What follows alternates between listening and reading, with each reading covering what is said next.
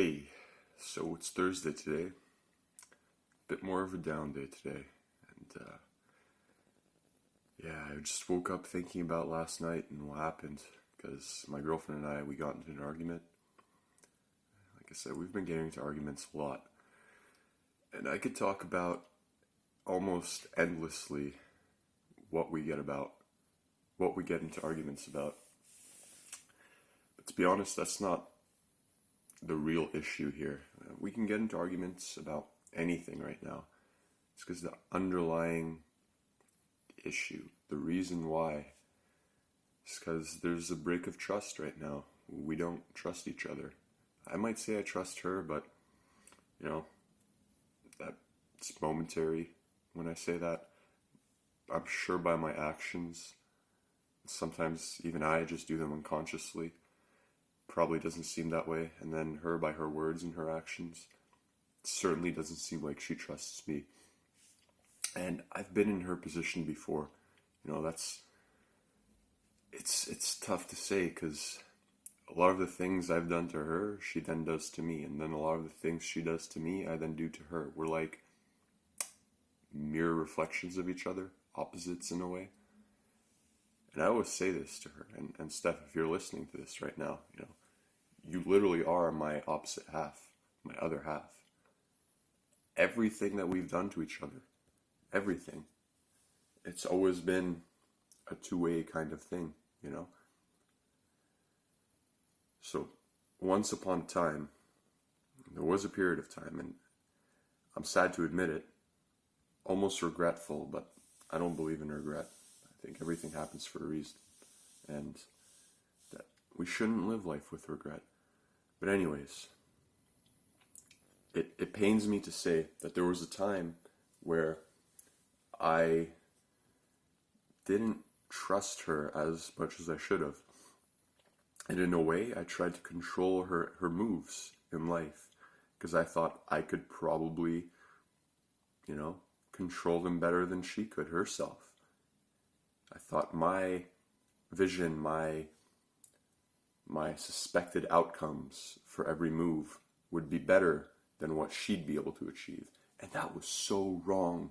That was so wrong, because how could I know what's right for her? Like, just for an example, she used to be very spendy, she just spend money buying makeup and purses, and she, was easygoing with money. And I used to be very stingy. I used to be the complete opposite. I wouldn't spend on anything, nothing at all. All I'd do is save and invest. And I would try to get her to be more like me, and she would try and get me to be more like her. And of course, we were both wrong. We were both wrong, because the best place to be was somewhere in the middle. And we've both learned this over time. I was way too stingy. And I kind of missed out on certain enjoyments in my 18, 19-year-old times. I could have gone out with friends more. I could have, eaten out more. But instead I chose to be very stingy with the money. And for her, same thing. Maybe she could have gotten a better head start on saving up for, I don't know, a condo or something. Instead, she just spent every last dollar that she ever made. It wasn't that bad. I'm probably exaggerating a bit. And of course, no offense to you, Steph, again, if you're listening. In a way, this is going to be like a time capsule, because I'm going to release these way, way after they're filmed. Right now, just for reference, it's August 3rd, I believe. Let me just check. August 3rd. What the hell am I saying? April 4th. It's April 4th. Why did I think it's August? I guess A's got mixed up in the moment. Anyways, it's April 4th. Yeah, there's snow outside. Anyways. So yeah, probably this is going to be made available months down the line. I don't know. We'll see. It's like a little time capsule though, so it'll be fun opening it up sometime in the future. Right.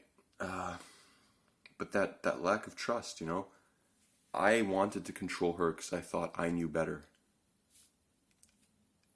And that was the worst thing I could have done. All it did was just deteriorate our relationship because then it showed that lack of trust. I didn't trust her to make her right judgment calls.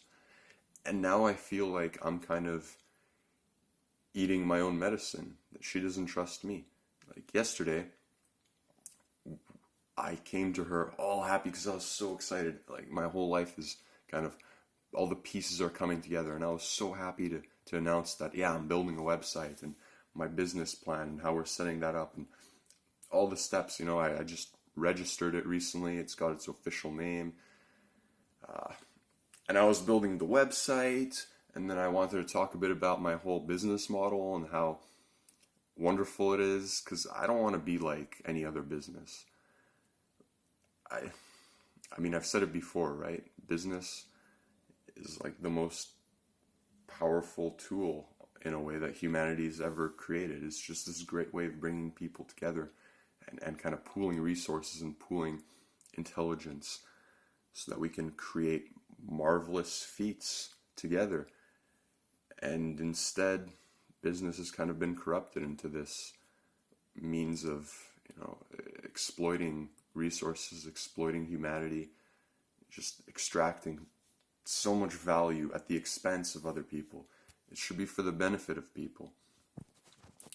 And like, I'm one to believe that if your business model requires you to pay people below minimum wage to succeed, it's not a good business plan. I'm sorry to break it to you. Even if your business model requires you to pay under a living wage to your employees, that's not a good business plan. Sorry. So things like Uber, where literally they wouldn't be profitable if they were able to pay people a living wage. Everyone, all right? Because I was able to make a better than living wage off of it. That's because I was smart. If everyone was as smart as me, or as, savvy with the whole business side of it, Uber wouldn't be able to ever succeed. They would never turn a profit. The business model doesn't rely on that. It relies on, it's almost like a Ponzi scheme, The work someone else does gets completely abused and extracted, and then part of that goes to paying another driver, and then the rest of it is just kept as profit. And then, of course, they lever themselves through loans and through debt, which is a whole nother problem, and they just grow this synthetic, unorganically garbage thing, right? The idea is wonderful.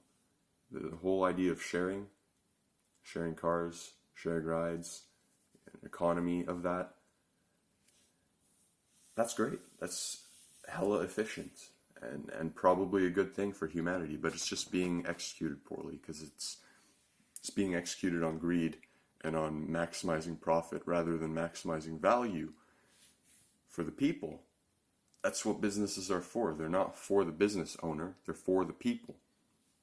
Anyways, bit of a lecture there. Happens sometimes. Back to this trust issue, right? So I was talking about all of that, and her first reaction was, "You're never going to turn a profit." Oh my God. And then she started panicking, like, what about my needs? How are we ever going to feed our family one day? And she just doesn't trust that I'd be able to take care of myself and take care of her in the future. And all she does is worry about it. And I wish I could just tell her somehow, look, don't worry, it's okay. Everything's going to be taken care of. There's nothing to worry about. We'll have a home over our heads. We'll have food on the table. I probably won't even have to work full-time. I'll be able to work part-time, and you'll be able to be a full-time mom. And I'll help you out in that.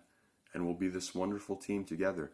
But if we keep fighting each other, and we keep distrusting each other, and we keep working against our own goals, we'll never reach a common goal. It'll never happen that way. Because right now it feels like, that's why it's such a down day for me. It feels like we're destroying each other. Like she's working against my goals. And she probably feels like I'm working against her goals. If she's telling me, oh, there's no way I'm going to work a full-time job and be a full-time mom. Like immediately she just doesn't trust that I would be able to, be that provider, right? Because it's a balance. It's like equal responsibility shared. Even though we're not doing the same things, That's how I view it, at least. Even though we're not doing the same things, we're still taking on an equal amount of responsibility. One's full-time mom, one's a full-time, I don't know, whatever, money earner. Equal responsibility. But sadly, right now, that's just not how it feels. I'm trying to get this water bottle open, because I'm getting pretty thirsty talking. It's getting heated in here.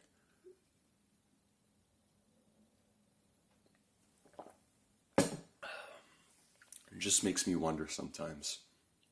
And my mind starts to run and worry too. Like, sometimes I wonder, what if it's just easier to restart fresh and build trust from a blank slate? Because right now it feels like the slate is not blank. We can't ever be blank. We've been dating for 8 years, 9 years, something like that. It's a long time. The slate's not blank, and right now it's a bit tainted. So I've got some work to do to even get to like neutral. And sometimes it just feels like maybe it'll be easier to just start fresh, start with someone new. But then all of these years that we've built together, that we've understood together, to trash those, pros and cons. And I really wish we could work together, right? Like I said, I've never had this in any of the other relationships I've had, because we've had breaks in between, and I had girlfriends before, and in the middle, there's this period where we broke up and I was dating another girl. And as great and as wonderful and as supportive as she was, it was just not the same. Not the same, because I didn't have that mirror, right? My girlfriend right now, she's like this great reflection, and she allows me to reflect on myself, because everything I do to her, she does to me. And everything she does to me, I then do to her. That's why I'm not too scared about what's going to happen, and not too worried that she doesn't trust me, because there was a time when I didn't trust her, and I grew out of it. She proved herself to me. But like, Steph, if you're listening, all I want is for us to support each other, to be supporting, rather than counterproductive, right? I gotta practice what I preach. If I can't have a successful teamwork, if I can't get that going in our relationship, how am I ever gonna do that on a larger scale with the businesses I'm trying to grow and the vision I have for these teams? I have to start it right now, and so I guess I have to fix what's broken right now. Yeah. It's tough though. It's tough. Once that trust is broken, it's hard to build it up. It's hard to build it. It's actually harder sometimes than to just start fresh. Because there's like this threshold to break through. Like I said, the slate's not clean, so just breaking through that threshold. But once you're through, that trust comes back so fast. So fast.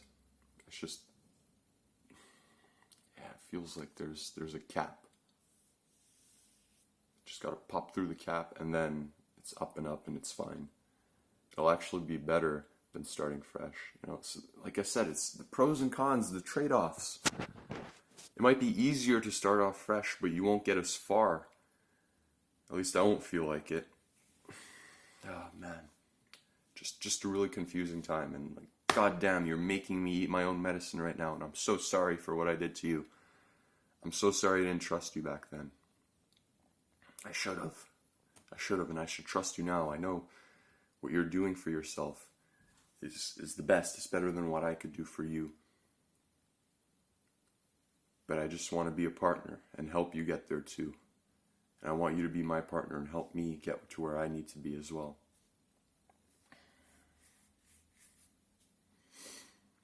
Guess I'll end it on that. I love you, Steph. Actually, just want to add one more thing because something hit me and I think I get it now. I think I get it. I talk about, well, at least with Steph I do. I talk a lot about quitting school and moving on to something bigger and greater because the path I feel that I'm going down with school is not, it's not big enough, you know, like I'll point to examples like Zuckerberg, you know.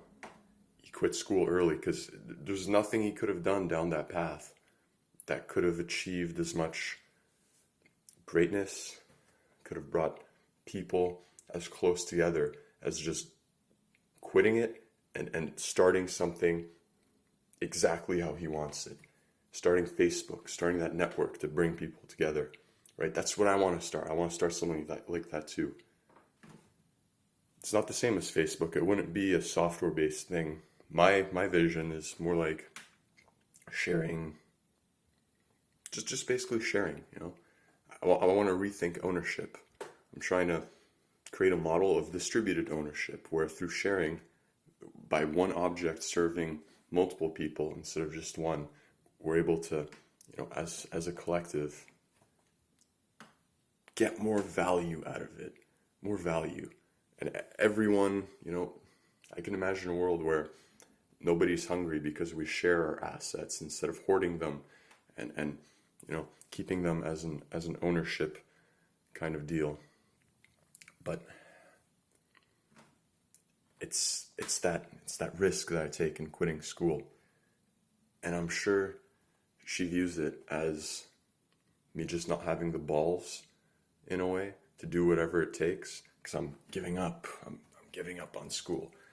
I mean, even that's not for sure. I might not even give up on school. I have like a year and a half left. I might just go through with it and get the degree. But I guess I just want to make it clear. If an opportunity strikes, I'm taking that, even if it means leaving school, right? And as dissatisfied as I am with it, it's not out of spite for school. It's because I know there's better things out there. School is not the only way. It's not the only path to success. But it's precisely that. It's that giving up mentality that she's afraid of.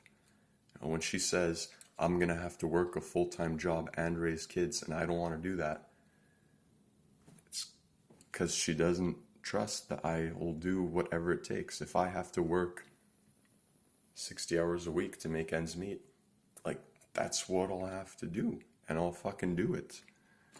No questions asked.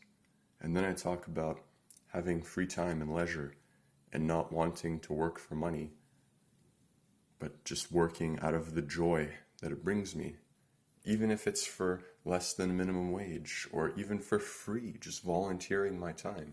She thinks, wow, he's just going to quit and be this lazy bum at home.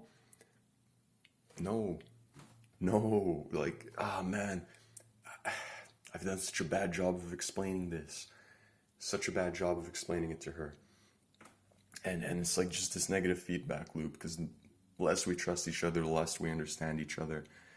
And then it just feeds into itself and we trust each other less and then we understand each other less. And then that leads to examples of, wow, he's doing something badly wrong, so I trust him even less. But just basically, I don't want to need to work. Right now, I'm trying to build up a life where I'll have free time all the time, so that potentially one day when we have children and I want them, she wants them, one day when we do, we'll both be able to be full-time parents all the time. Imagine that. Like, who would not want that? Being able to raise your kids all the time, not having to go 40, 50 hours to work, and then that's not even counting like traffic time, the commute there and back, and then the stress that you bring back from your job because you're not doing it because you like it, you're doing it because you need to, because you can't afford anything without it. Imagine not having that. Imagine being able to spend those 40 hours with the kids. And then you'd have time left over. Maybe go on a date a couple times a week, 3 times a week. Go on a vacation. Leave the children with some friends because suddenly you have a lot more time to spend with friends and you're closer to the friends. You can kind of leave them at your friend's daycare instead of some government daycare, you know? Maybe I'm just dreaming. Maybe this isn't going to work out. And if it doesn't, like I said, well, I'll keep pushing. I'll just keep pushing through it. Just give me some damn trust, please.